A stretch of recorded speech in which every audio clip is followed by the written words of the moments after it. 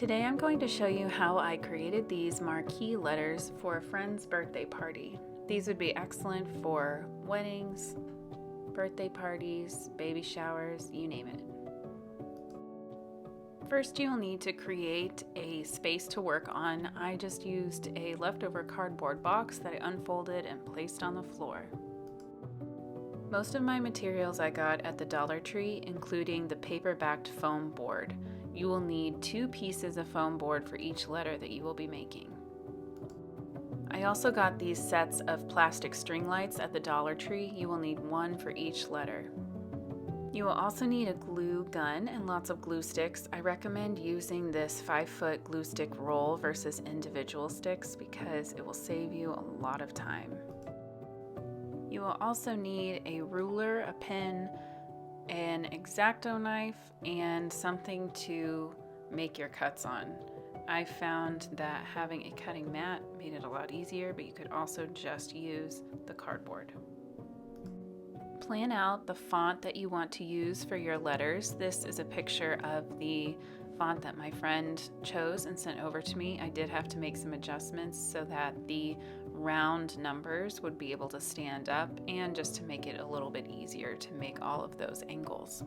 I found that the easiest way to sketch out my letters was to actually reverse the image of the letters and then use that to draw the reversed image on the back side of the foam board. I chose the side that had the sticker as the back, and then when I cut out and made all of my cuts, all of the pencil and all of the marks that I did were on the back side of all the letters. I bought this clear ruler that was exactly 3 inches wide, and that made it super easy to create the letters because I made the width of the letters the same as my ruler, so I could just trace the ruler and always know I had a straight edge when I was parallel or perpendicular to the side of the board. Since my ruler was only 18 inches long, I used the basically least nice board as a straight edge for any of the longer lines that I needed to draw or cut. I tested out using a rotary cutter and a box cutter, and the X-Acto knife was by far the easiest to use and the most precise and the most clean looking, but it was definitely also the sharpest. So when I initially put the blade into the knife, I did accidentally stab myself, so please be careful and know that these knives are very sharp. So just a word of caution there.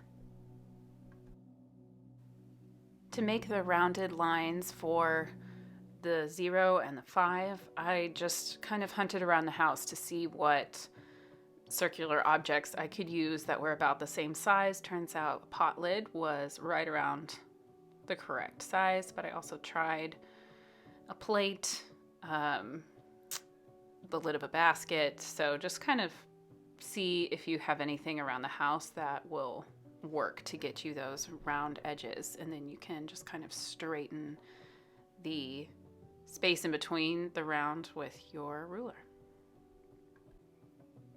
Before you get to the step where you add the sides to the letters, you need to plan out where each of the lights is going to go. I basically free-handed this and counted 15 spots on each letter where I thought they would look best. I wish I had done this differently. So what I would do is lay out all the letters right sides facing down and actually hold up the string of lights to see how they're going to connect to each other, because that ended up being a huge problem for me after the fact. Even though they were spaced really well on the front and looked nice, when I tried to connect the letters to each other, the cord was very short and it only gave me about 5 inches to play with. And so I actually ended up having to cover in some of the holes that I had initially wanted to put lights in, just because there was no way for me to figure out how to connect them all together. So definitely plan that out before you start poking holes.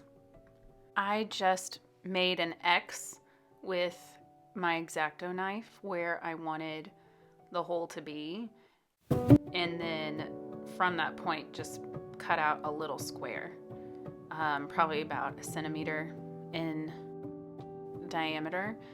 And when it came time to put the plastic light bulb through it, I just gently poked it through, and they all stayed really securely with some hot glue, so that worked out really well. To prepare for adding the sides to your letters, you need to cut out a bunch of strips that are all the same length. Again, I chose to make mine 3 inches in width, so that way it was super easy to cut out with the width of my ruler. And then once I had a bunch of stacks of those strips, I could just cut them down to the length of each edge that I was working with. And I just did one at a time, hot gluing on the bottom and the side in order to make sure that it stuck really well together. I was honestly surprised at how fast and straightforward this part of the process was. I had assumed before I began the project that this was actually going to be the hardest part, and it was the easiest. And I was also surprised at how secure it was, just with a little bit of hot glue on each side. They stayed together really well, and there wasn't very much cleanup that I needed to do after that. The hardest part by far was cutting out the letters initially and figuring out where all the lights were going to go, but putting the sides on was pretty straightforward. When it came to adding sides to the rounded parts of the letters and numbers, I just got my ruler and bent about 1 centimeter. I didn't measure this out, I just kind of eyeballed it, and that actually worked out really, really well. Again, very helpful to have a clear ruler in order to do this, and you just kind of hold it up, test it out, see where it fits. Once you get it fitted in nicely, then you can just glue it on. Once all the holes for the lights are poked out and all the sides are glued on, use a pair of pliers to carefully pull the plastic light bulbs off of the cord. This was almost impossible with my hands, but very easy using a pair of pliers. Next, you'll want to put a little string of hot glue on the base of each light and then just push it through the holes that you have prepared. This was surprisingly easy to do, and it fit really snugly around each light bulb. So the hot glue is just to kind of secure it and keep it from falling out, but I think it would have probably stayed fine without it. I do recommend putting the glue in there just to give it an extra layer of security. Make sure you know which side from the back is the top and which side is the bottom of the letter before you start gluing in the back of the cord. And make sure you know where the cords are going to connect to each other.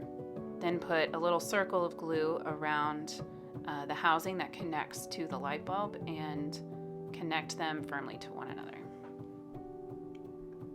Here is how the letters looked in their final state at the party. It was super fun making them, and if you have some time on your hands and are looking for a cheaper DIY to add some extra spice to a party or a special event, I think this is a really fun project that anyone can do.